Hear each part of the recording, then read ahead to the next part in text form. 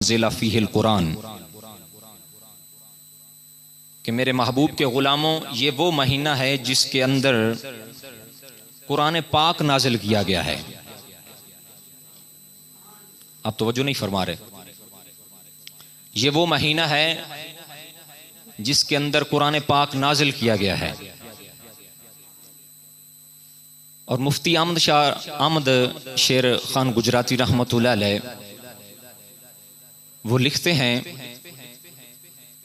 कि ये जो लफ्ज़ रमदान अल्लाह ताला ने इस्तेमाल फरमाया ना इस आयत करीमा के अंदर, तो आप फरमाते हैं ये जो लफ्ज़ रमदान है ये रमादा से मुश्तक है। और रमादा किसे कहते हैं? आप फरमाते हैं कि रमादा मौसम खरीफ की बारिश को कहते हैं, जिससे ज़मीन दहल जाती है, खूब सैराब होती है। साढ़े जट बिरा कई आंदे ने ज़मीन ठंडी होवे ना तो फसल चंगी होती है। तो जब बारिश होती है तो ये ज़मीन दहल जाती है, इसका मानी ही यही है। तो रबी की फसल आगे खूब होती है। तो उलमाए हक फरमाते हैं चूंकि ये महीना दिल की गिर्दो गुबार को धो देता है, जो बंदा इस महीने की कदर करता है तो ये महीना दिल की गिर्दो गुबार को धो देता है। जो साल भर गुनाहों की वजह से हमारे दिल मैले हो जाते हैं, और हुजूर फरमाते हैं जब बंदा कोई गुनाह करता है तो उसके दिल के ऊपर एक स्याह रंग का नुक्ता लग जाता है। अगर बंदा जब तक तौबा नहीं करता तो वो फिर आदमी गुनाह करता है, वो नुक्ता फैलना शुरू हो जाता है।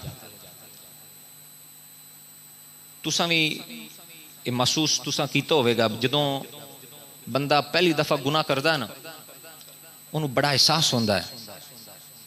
कोई चोर चोरी करता है, डाका ज़नी करता है, कोई भी गुनाह करता है तो उन्हें बड़ा एहसास होता है।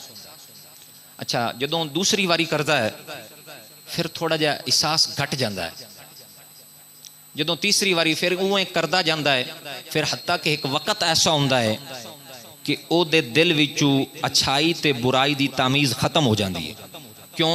हुजूर ने फरमाया वो जिहड़ा नुक्ता है वो नाल होर नुक्ते लगते जाते हैं, वो फैलता जाता है, हत्ता कि एक वक्त ऐसा होता है कि दिल मुकम्मल तौर पर स्याह हो जाता है। फिर अच्छाई ते बुराई दे विच फर्क करना बड़ा मुश्किल हो जाता है। अल्लाह अकबर।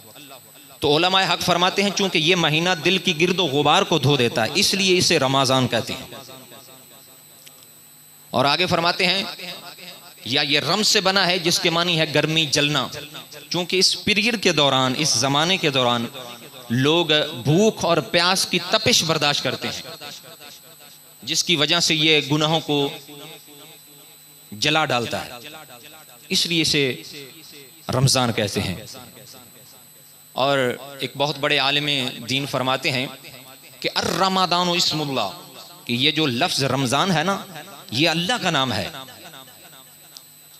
तो आप आगे लिखते हैं कि रमदान व ज़हब रमदान, ये नहीं कहना चाहिए कि रमज़ान आया रमज़ान गया।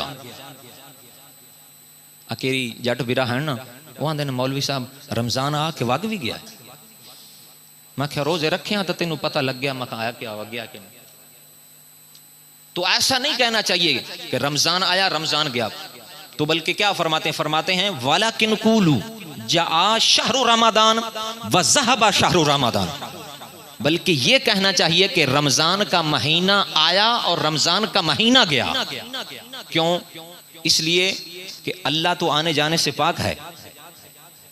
जो पहले ही शहरक से ज्यादा करीब हो फिर उसके दूर होने का तस्वुर कैसे हो सकता है। अल्लाह अकबर। और आपको पता है इसको शहर रमज़ान क्यों कहते हैं?